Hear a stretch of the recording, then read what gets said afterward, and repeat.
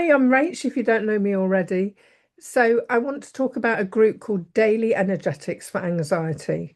In this video, I'm going to talk about what's in this community, what it's all about, and what you can get out of being there. So, your energy or your energetics is your life's work. Everything hangs off this.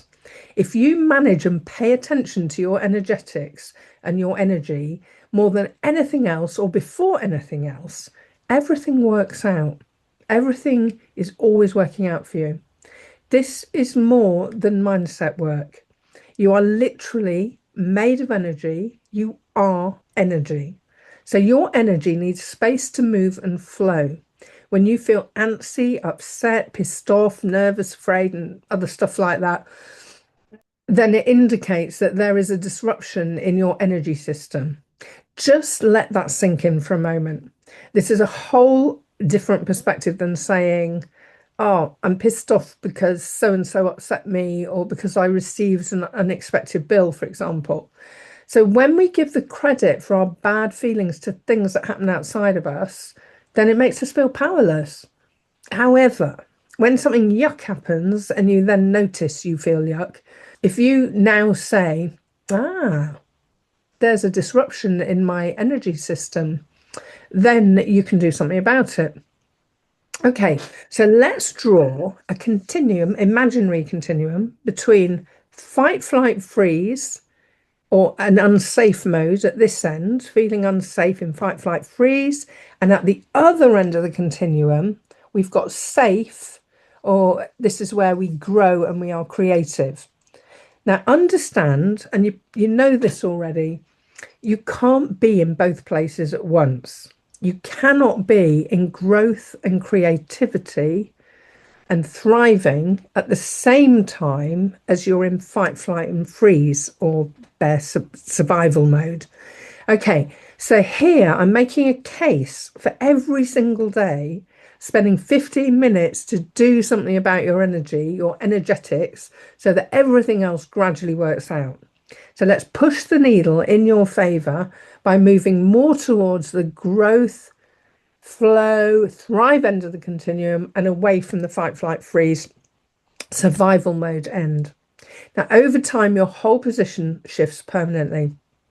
When you've done enough of these things cumulatively, it's a bit like investing. When you invest, let's say you invest $1,000 or pounds 30 years ago, even at 4% interest a year, every year, it compounds, the interest compounds. So you don't just get 4% on the 1,000 this year, 4% on the 1,000 next year. You get 4% on the 1,000 plus the 4% this year, 4% on top of the 4% plus the 4% plus the 4%.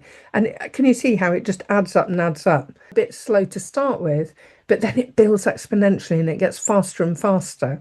And when you have a significant shift in your whole process, your whole pattern changes. You are literally experiencing life in a more accentuated, more fulfilling, more satisfying, more bright, more colourful, more beautiful way than you ever were.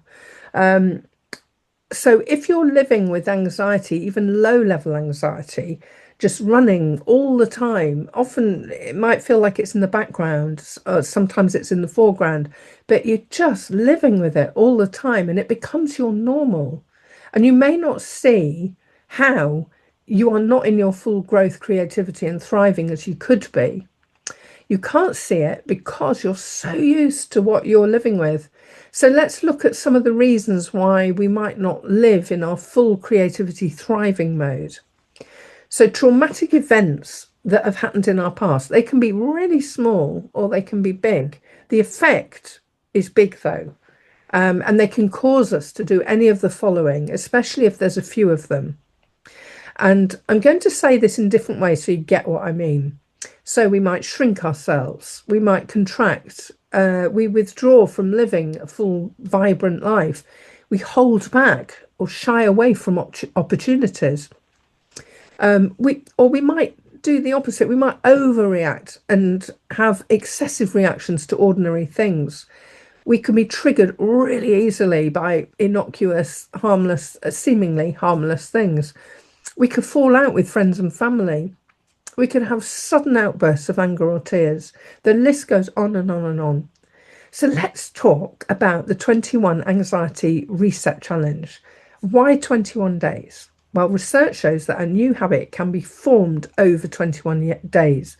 And remember, we're wanting to do something with our energetics. We're putting that first so that everything else works out.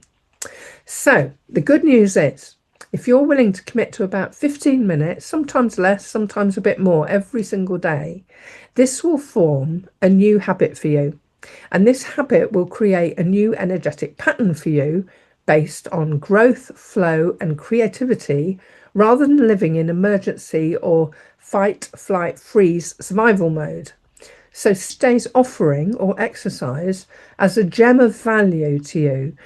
Give it the bit of time and respect it deserves, which is basically giving yourself the time and respect that you deserve. So you can do this in any 15-minute segment of the day, but do be careful not to put it off. Write the time in your diary each day when you are committed to doing the day's gem. If you do find you miss a day, don't give up. Just do it the next day and go from there. Every single day that you do will make a difference. Each gem will have a great effect on your energy, moving you more towards the growth and flow side. Some gems will offer instant ways of managing anxiety in the here and now, and others will be more about you making time to allow your creative flows to emerge, as in with the neuroenergetic art. So excited to be sharing these experiences with you and looking forward to hearing how they are for you in this community. So don't be alone with your anxiety. Come and join our Skool community, Daily Energetics for Anxiety. And here you can take part in the 21-day anxiety reset.